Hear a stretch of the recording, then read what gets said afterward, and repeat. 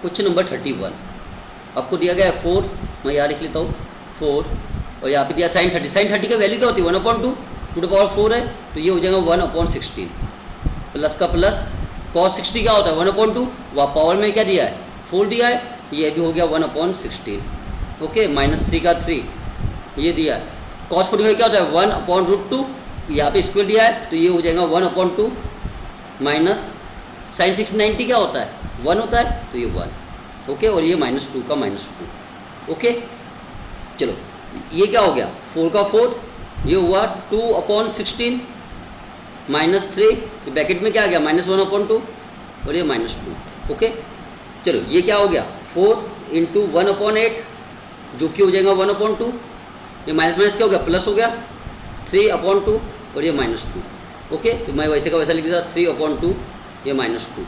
Okay, तो ये देखो 2 में से हाफ गया तो क्या बचेगा 3/2 ही होगा ना, माइनस ये क्या हुआ ये वैसे का वैसा लिख दिया मैंने, ये माइनस क्या हो जाएगा -3/2, तो आपका आंसर क्या आ गया 0। ओके, तो आपका आंसर क्या है सी ऑप्शन। इतना क्लियर है क्या नहीं इतना बताओ मुझे।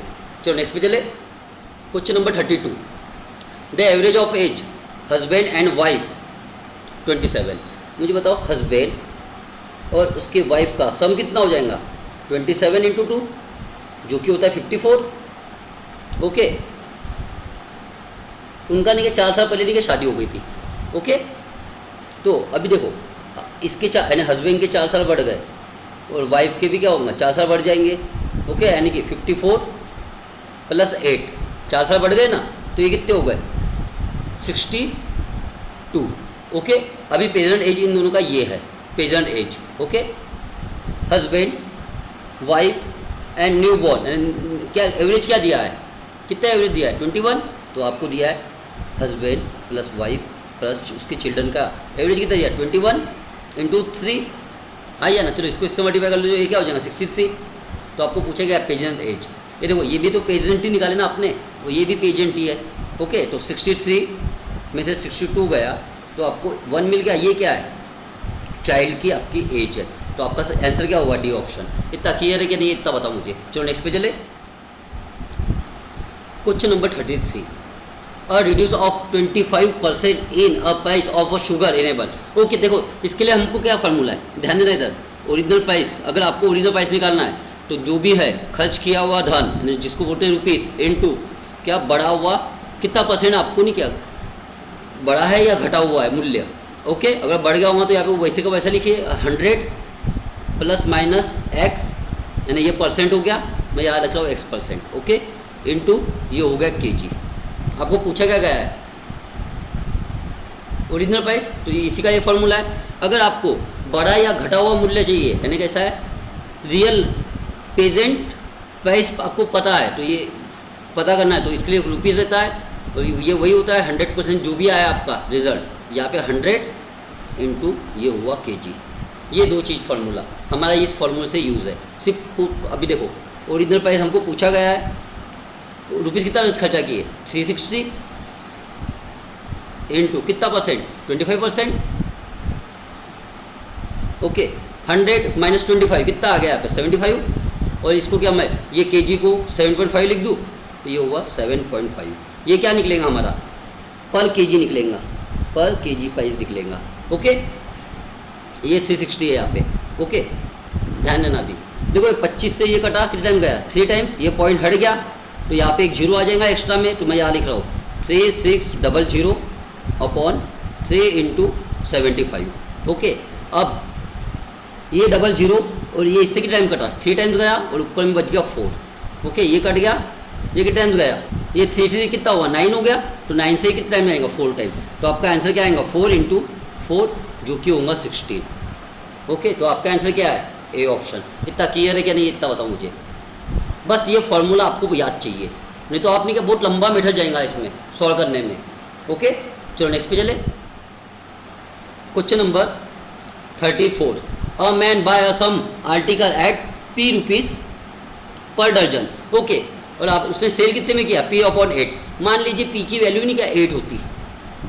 ओके, 8 हुआ होता, तो आपने क्या किया 8 रुपीज़ में कितना खरीदे 12 वस्तु खरीदे, लेकिन आपने क्या किए, यहाँ पे 8 पुट कर दीजिए तो कितना 1 रुपये में, यानी आपने 12 रुपये में क्या किए, 12 के 12 वस्तु बेच दी है। ये आइटम्स है, ओके, ये रुपीज़ है, ये आपने खरीदे इतने में और आपने कमाए इसमें सेलिंग प्राइस करके आपने कमाए 12 रुपये, ओके। तो आपको प्रॉफिट कितना दिख रहा है इसमें, 4 रुपीज़। तो देखो 4 रुपीज़ का प्रॉफिट हुआ, 8 के मुकाबले में क्या दिख रहा, प्रॉफिट हुआ ना, तो ये प्रॉफिट हो गया, ओके। कितना हो गया 1/2, जो कि होता है 100%, सॉरी 50%, जो कि होता है 50%।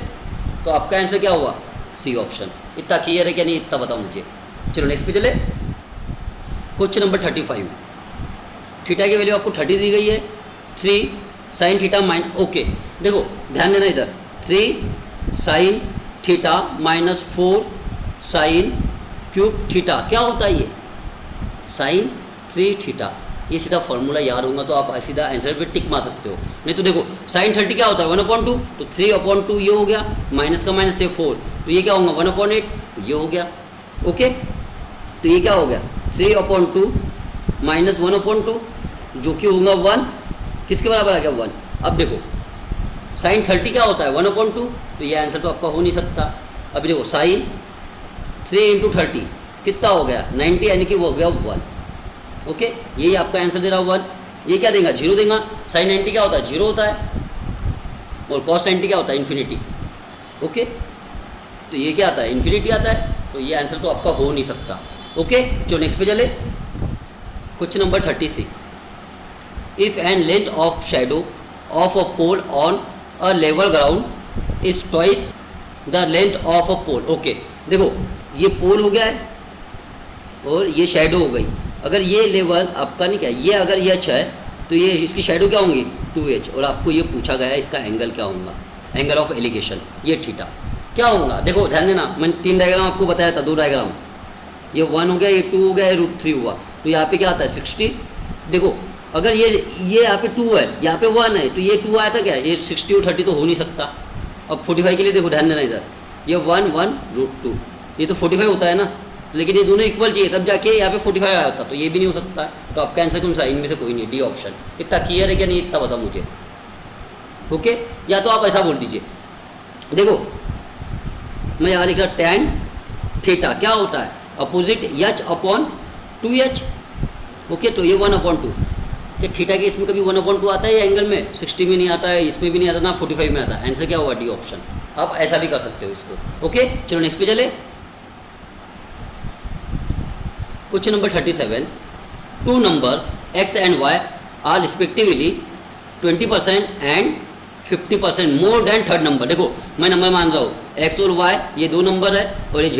अगर ये z है 100 है तो x क्या होगा 120 हो जाएगा, उसी तरह ये कितना हो जाएगा 150, ओके। देखो ये इसका मैंने क्या किया 20% बढ़ा दिया, इसका मैंने क्या किया 20% बढ़ा दिया, ओके, और इसी का मैंने यहाँ पे 50% बढ़ा दिया, ओके। तो ये नंबर है, आपको पूछा क्या गया, देखो ऑफ किसके इसमें लगा हुआ है y के ऊपर, तो आपको ये पूछा गया है x/y × 100 कितना परसेंट, x क्या है आपका 120, 150 × 100, ओके।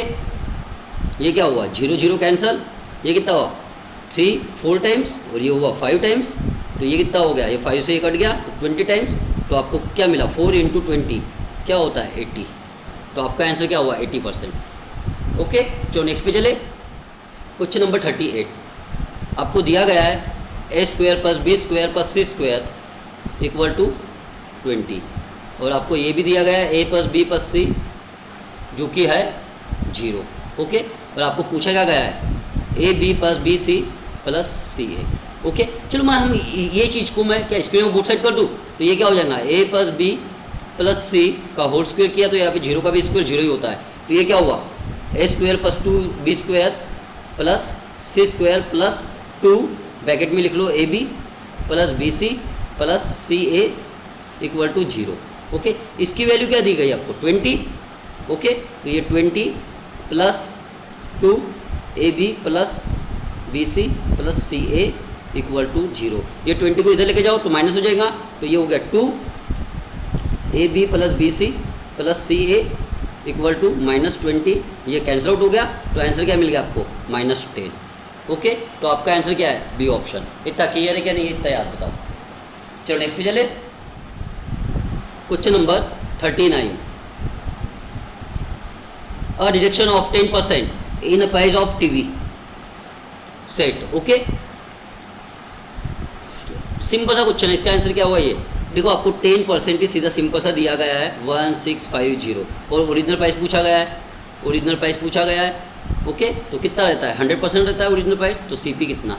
तो जीरो का आंसर, तो आपका आंसर क्या आएगा? 6500 क्या है? Cost price, A option. चलो नेक्स्ट पे चले। सेम क्वेश्चन है, देखो डिक्रीज हो रहा है पहले, फिर क्या हो रहा है? इंक्रीज हो रहा है 25% और 25%, यानी क्या हुआ? 25 का मैंने क्या बताया? एक्स स्क्वायर अपॉन 100 क्या होता है? हमेशा क्या होता है? लॉस होता है। तो ये कितना हुआ? 25 का स्क्वायर कितना हुआ? 625 अपॉन 100, तो क्या आंसर आएगा? 6.25।